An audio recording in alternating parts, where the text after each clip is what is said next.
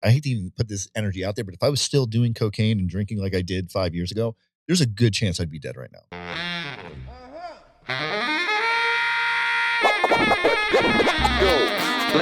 Ladies and gentlemen, you are now about to witness the journey that is the Life Choices podcast.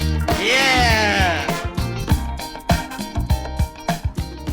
An interesting thought is we don't usually know the people that we are acquainted with or even those who we are friends with. Yeah. And what I mean by that is even your closest friends, you don't always know the inner workings of their mind. Notice you've been doing a lot of sort of motivational, maybe introspective, growth of some sort I can see has been happening. I spent many years in the nightlife industry. And at one point I even thought that that's what I wanted to do for the rest of my life. I want to own a bar. I want to own a nightclub, So I've been diagnosed with PTSD from, we can get into that later, I guess. I was in the military for 4 years. I spent a year in Iraq, did that whole thing, came back, diagnosed with PTSD, bipolar disorder, anxiety, depression, ADHD, all that stuff. And I struggled for many, many, many years. And when I got sucked into nightlife, it just made it 10 times worse. And everyone would see me out, happy, go lucky. This guy's fun to party with, all the coke and drinking and women and everything. And it was a good time, right?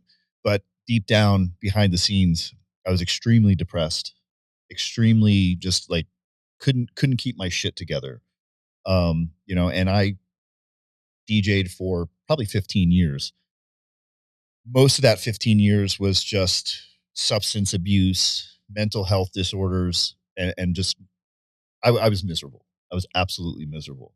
We're going through AA. They ask you that question. They say, sit down and try to calculate how much money you spent on drugs and alcohol over your career. And I think I got close to, I'd hate to say it, but close to $500,000, probably $300,000 I spent drinking, doing drugs, going to strip clubs, tipping bartenders, all that stuff. And that doesn't even include the stuff that was given to you for free. Yeah. Oh, yeah. And that's a very interesting point that you're making right away. It seems that most of us have worn the same mask for a majority of our time in the nightlife. We all seem to be the coolest, funnest, most exciting people to be around, to party with. But yet each one of us, once we went home behind closed doors, when there's no one around to watch us, we were the most broken, miserable, upset, depressed, everything. I think about it. Like I'll tell you that I used to get home after a bender and sit on my, in my bathroom, put my hands on the counter and look myself in the eyes. And I would just cry. I would just cry.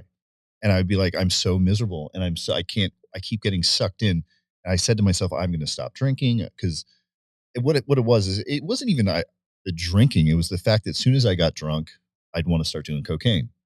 And being the DJ and the life of the party, every drug dealer in town. It was like I'd be in the DJ booth and I could find, oh, there he is. I'd literally call him on the microphone and say, hey, I need you in the DJ booth real quick. Come over here. And here he comes. Yeah, hey, what do you need? And some of them didn't even charge me. Yeah. Some of them didn't even charge me. But that's what I'm saying. Or I could run tabs with them. Yeah. Because obviously also along with the mental health struggles and all that other stuff came financial troubles, which were because everything I was making, I was spending on drugs and alcohol and women. And so here I am. I need cocaine, but I have no money. Oh, no problem. So then when I got paid, I'd have to Venmo over this guy $700, and then I'm broke again. And now I'm struggling to pay my bills. It was just a vicious cycle, and I got sucked in, and then I would feel like shit. And then I'd go back out. Someone would be like, hey, I'm not drinking tonight. Hey, do a shot with me. It's a couple cute girls. Sure. That's another shot. And now I'm right back to where I was the day before. And I want to party, and now I want to drink, and now I'm doing cocaine. Now I'm in a strip club. Now I'm inviting people back to my house, and I got strangers in my house, and wake up the next day. What the fuck am I doing? I just knew that like, I can't live this life anymore. And honestly, I picked up the phone one day and I called a friend of mine and I said, hey, are you still going to AA? And he's like, yeah. He's like, what, you want to come? And I'm like, absolutely. Let's do this. So I went into AA and got my white chip, sat through it. And honestly, I never drank again. How long has that been?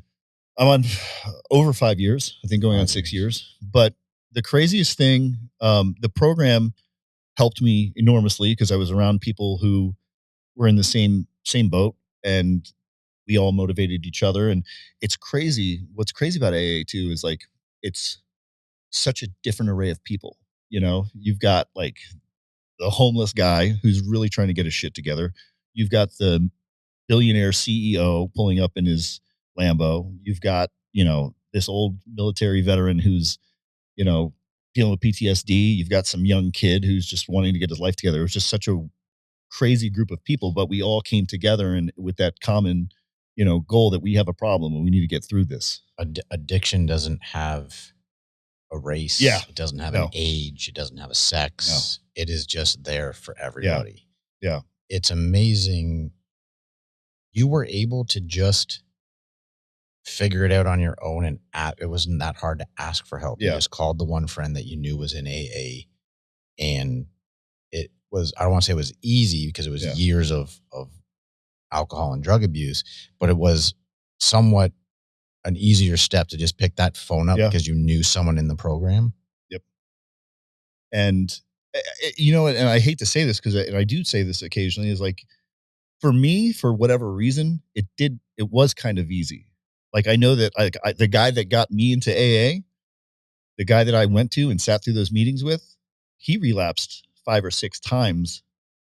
And I went through first time go and just did my thing. And, you know, I think he still struggles, you know, and he had a lot of demons and a lot of crazy shit. So we all have our demons. You're really just allowing the problems to be visible. Yeah. Because you're no longer drowning them out with the drugs and the alcohol and the sex. You're now saying, okay, I'm going to be sober. Yep. Yeah. There's a difference also between, like, what was the term they use? Like, not drinking and being sober. They're 2 totally different terms. And they push the whole program on you. And, you know, I got to say, I come in there and the one thing about the program that was turning me off and kind of didn't want, before I knew it, was the spiritual aspect of it, the religious aspect. A lot of those people are very religious and they turn to God and they do their thing. And that was the thing that kind of, I wasn't like, okay, you know, I've never been a religious person. So it almost turned me off a little bit, but I always kept an open mind. And my sponsor said to me, he's like, listen, you got to just choose a higher power, whether that's the chair sitting over there in the corner, whatever it may be, have a higher power, and you need to speak to that higher power. And for the next, I say 3 years, I'm still doing stupid shit and I'm making bad decisions. You're not drinking. I'm not drinking. Drugs. I'm not doing drugs. You're not doing drinking or drugs. Okay. But I think I replaced it with being unfaithful, and eating dessert and sweets and just getting out of shape. I was still unhappy. I was still depressed. I was still, you know, I just didn't give a shit. You chose to get rid of the 2 vices that were doing the most damage to you mentally and physically, but you just moved over a lane and replaced them with different vices that were still bad for you, just not on the same level of bad. Yeah. Now, infidelity, that's not a nice thing to do. We can all admit, like, I've been on both sides of the fence there. I've been cheated on and I've cheated on people. It's a horrible thing to do to someone else. But until you realize that, if you don't have that innate knowledge as a young man, once you realize how bad that you've been to other people and how bad you've been to yourself, then you can start fixing it. The faith aspect, and I always say it like this, I totally understand why the religious aspect of the 12 steps would have pushed you off. We have grown up in a society for decades where it has been uncool to have religion. Yep. And you've always had people be like, oh, I'm not religious, I'm spiritual, or, you know, I have an open mind, but I don't really follow a faith. But having faith, to me, is important. I came from a religious household, but I didn't always follow it. But as I've matured as a human, I've realized the importance of faith. when you are so far down the rabbit hole that it seems like there's no way of getting out, you need to get help from someone. And if it's not a physical being, there's nothing wrong with it being a spiritual being. Yeah. And whoever you put that spiritual faith in is completely fine, because the only person that matters in your world is you. Yeah. No one else. No one else's opinion fucking matters. Like I said, things just didn't get better. And I think because of my mental health issues and because of all the things that happened in my life, I was very insecure. I had self-esteem issues. I had, all these other underlying problems that I never really addressed. I went through many therapists, but never anyone that really resonated with me. So I was still just not there. I was still spending my money on bullshit. I was still acting like a piece of shit. I was still cheating and writing messages and writing every girl that showed me attention, because I needed that attention. I needed to feel good about myself, and I was craving that, which is something that I had to figure out another way to handle. But long story short, the girl I was dating after 5 years finally was like, okay, I'm done. After like all the drugs and the women and the cheating and the lying and the bullshit, finally she was done. And I had been living with her at that time. And, she ended up kicking me out of her house. And I found myself with no job, no money, kicked out of the house, no one to fucking talk to about it. It just, everything, a lot of things happened at one time. And I'm telling you, I was probably the lowest I've ever been. And I'm like, fuck, what am I going to do now? But I said to myself, what my sponsor had told me to do 3 or 4 years prior, I'm going to get on my knees and I'm going to pray every morning without fail. And I put sticky notes all over my house to remind me, make sure you pray. Next thing I decided to do, I said, I'm getting back in the gym. I walked into the gym. I started socializing. I felt a little better. I saw people I knew. I started working out. I started sweating a little bit. I started feeling better.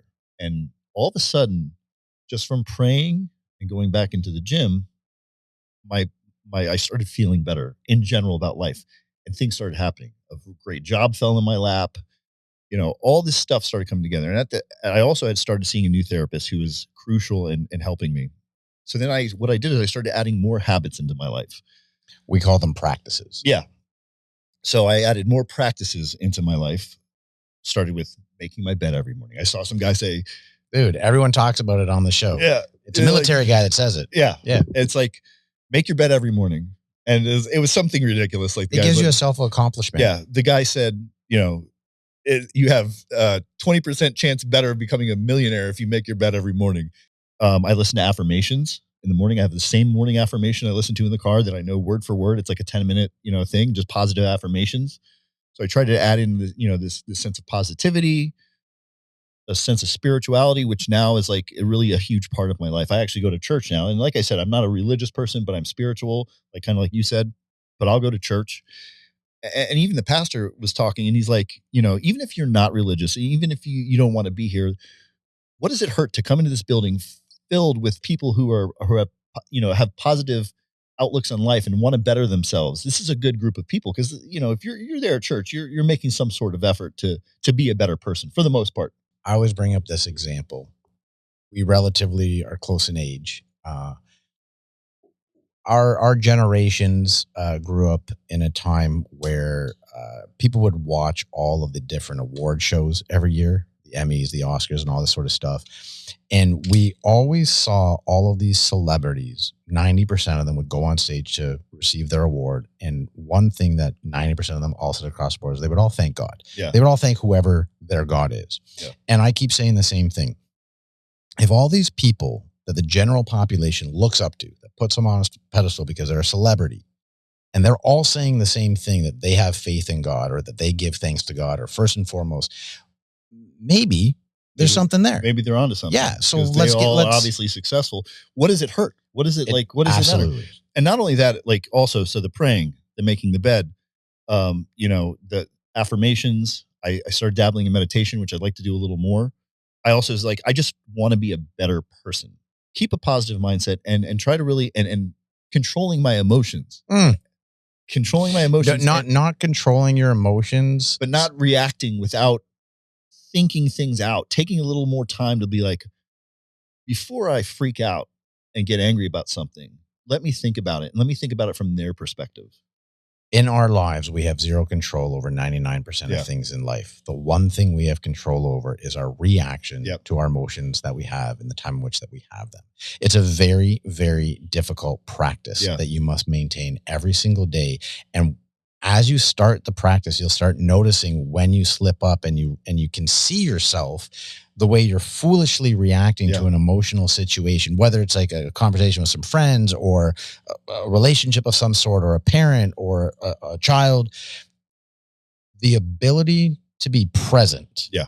Which is where when you become so present that you're able to notice your emotion as Mhm. it's happening And control. and know not control it, Yeah. but know how to react to it Yeah. in a better way. Exactly. Yep. That is without a doubt, like when you have that ability, you've gotten to a new level of life. Yeah. And it's happened. It's happened in my life. It's happened recently. I had this weird thing go on with a recent relationship, and and I was thinking it kind of just, kind of didn't work. Let's just say it didn't work.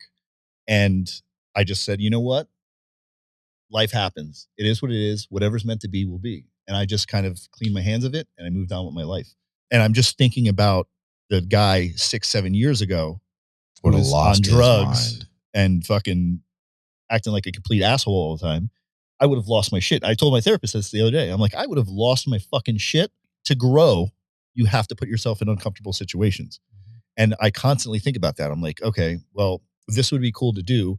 The old me would say no way because it's weird and I'm uncomfortable. But I'm going to do it.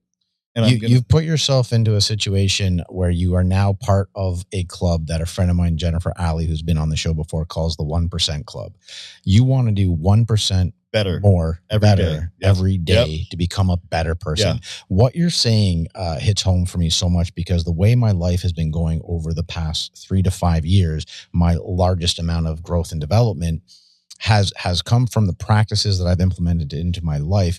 But knowing the tasks that I want to add to tomorrow to become a better human being. And that's what you said earlier. You've gotten to a point in your life, and it's very interesting how one either has to go really far down the shit or just has to eventually get to that certain age, 35-ish later, to start realizing, like, wait a second, like, life could be so much better if I choose for it to be better. And if I do, well, what does that mean? What do I have to do? The simplest thing is becoming a better human being. Yeah. And that starts within. You had a lot of self-destructiveness. You had a lot of hate, disappointment inside of yourself. Blaming everyone else for my mistakes. It just, it was a terrible way to live. It was a terrible, and I tell you what, and I get mad. I try to not do this, but I get mad at myself almost every day when I think, fuck, why didn't I do this 10 years ago? Okay. So what I'm going to say to that is a perfect example. I just had this thought today. So there was a situation that happened to me, 2019, really fucked my head up, like really fucked me up for a couple of years. And it was so frustrating to the point where it was almost every single day that without me wanting to think about it, it would jump in my head, right? It would just be there and I would dwell on it. And then I would think about how to get back at that person, blah, blah.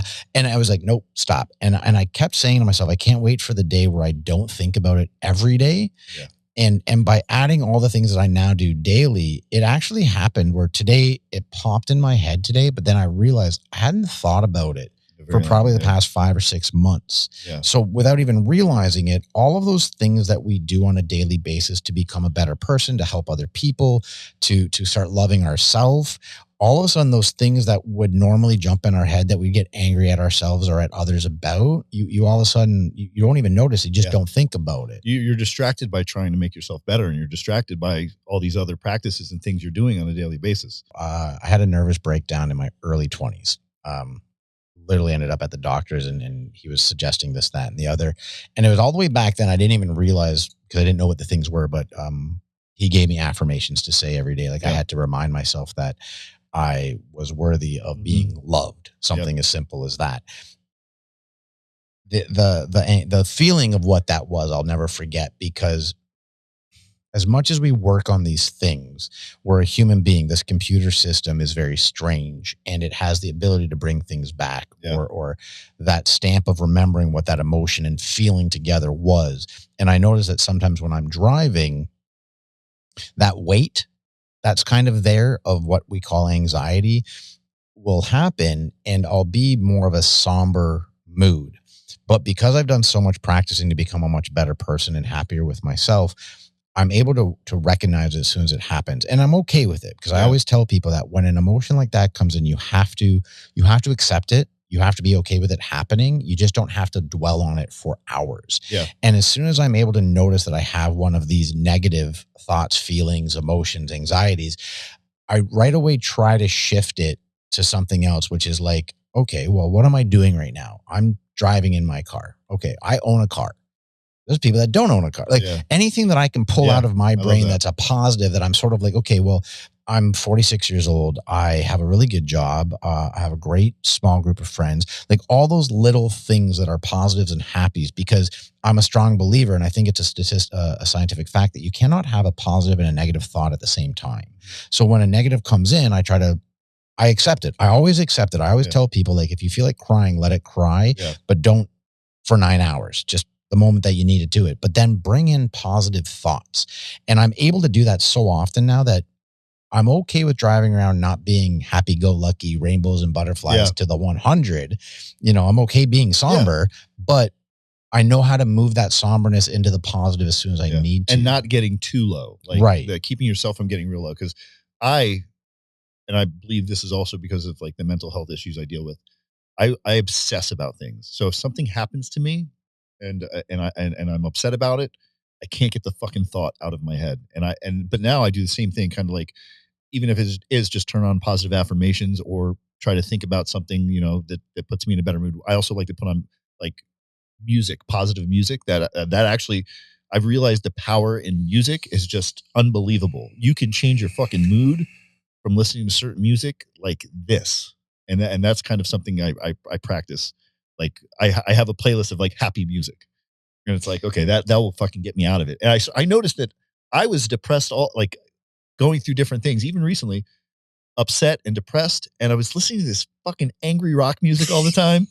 And I was just like, and I noticed it, and I'm like, you know what? And this is something I recently did. I had a rock playlist that I listened to, and it was just angry fucking metal and rock.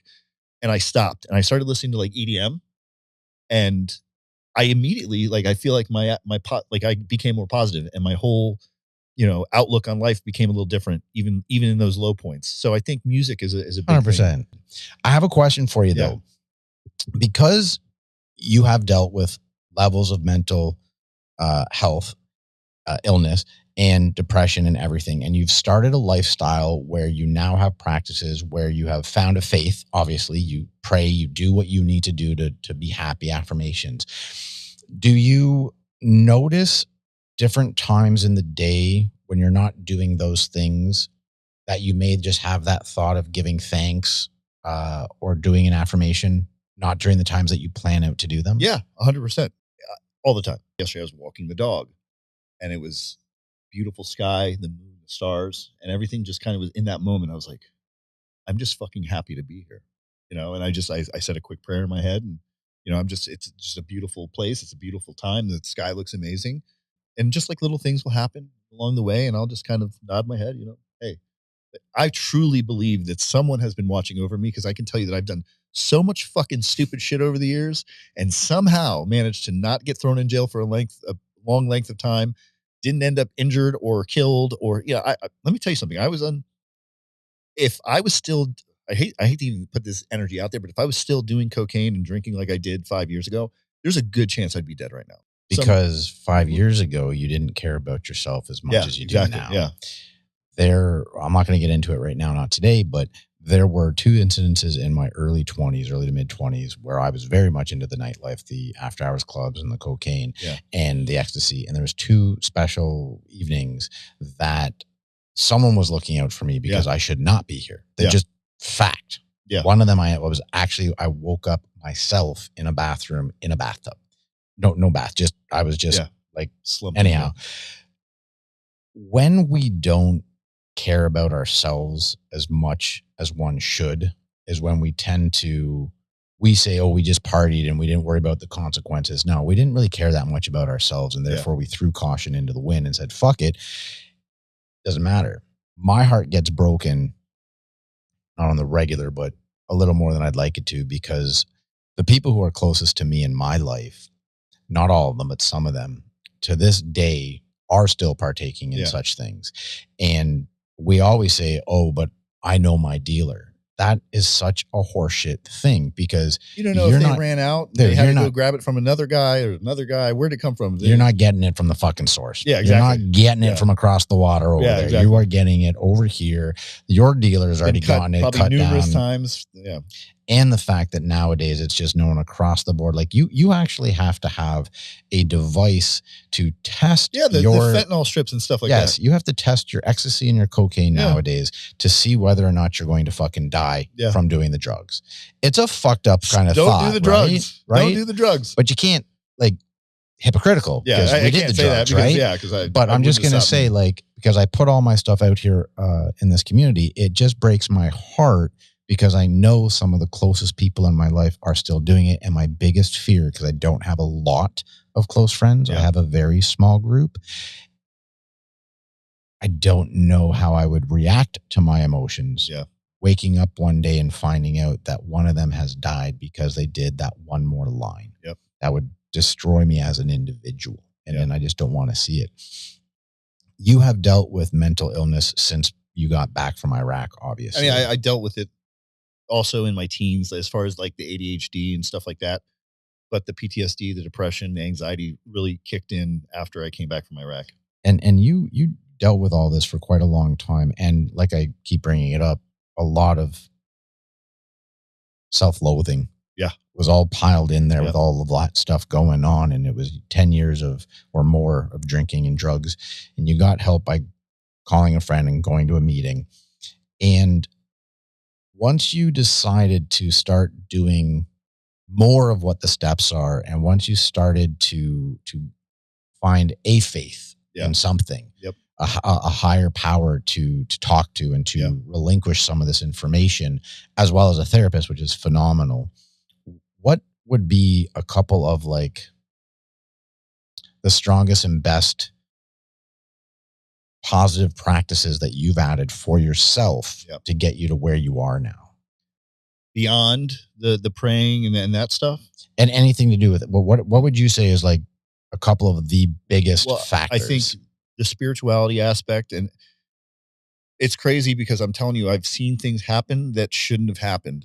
And I'm like, someone is watching over me. And I've gotten to the point where I truly, and I've probably said this in the past, and I didn't actually mean it, but I truly believe that if I pray for something, like that my God is going to answer. And manifestation. It's manifestation. That's a huge part of it. It's fact. I truly believe, like, I feel comfortable. If I have a problem, I feel comfortable praying for it. And I feel, okay, I know that the best outcome will happen. Maybe it's not what I exactly pray for, but he knows what's best for me, and he's going to make what's best for me happen. That's kind of where I'm at with that. But that was a huge part. Finding my spirituality was a huge part. The first part, fitness. Getting in shape was by far probably the biggest thing, because boosted my confidence, boosted my energy levels.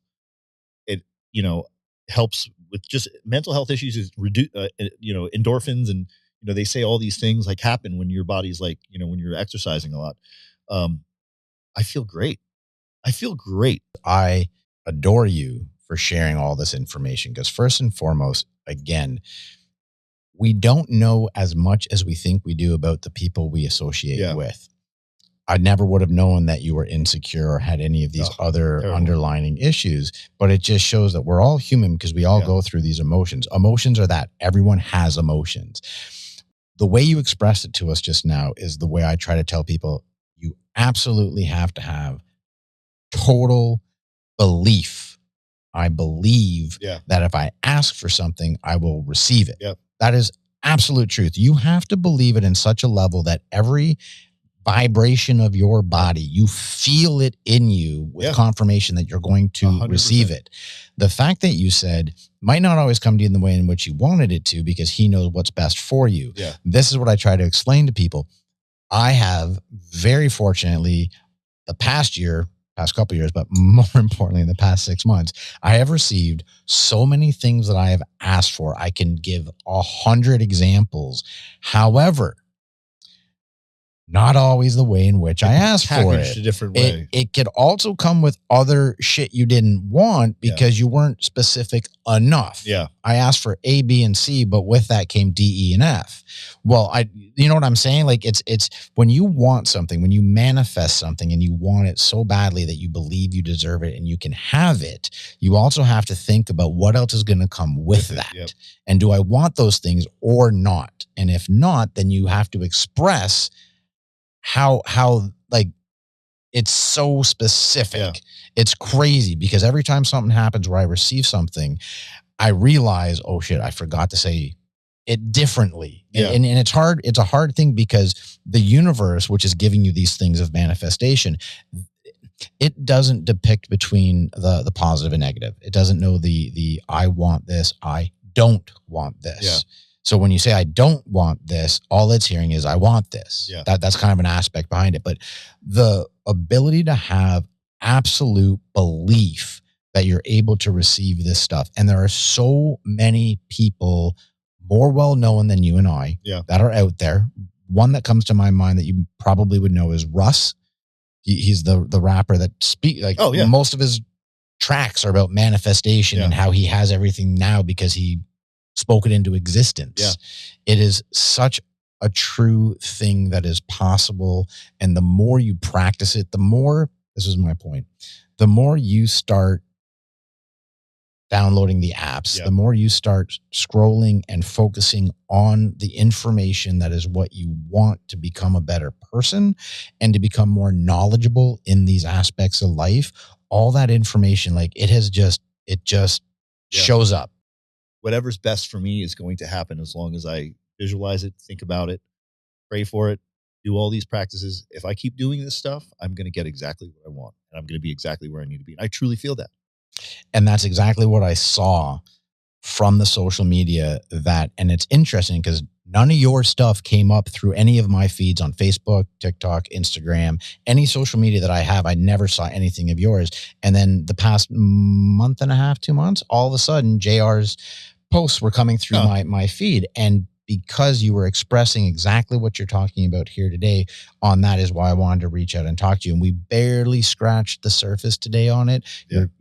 I say this so many times, you're going to come back and do another episode with me because we're going to dive more into specifically the hardships that you actually went through in different aspects and how you've gotten yourself to where you are now. And we'll dive more into in the future, all the positives that have come up in your life from today until then. So thank you so very much for coming here today and just kind of opening the conversation with us here.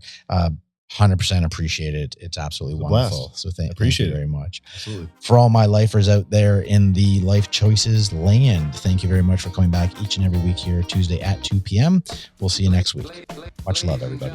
You are now about The Journey, Life Choices podcast.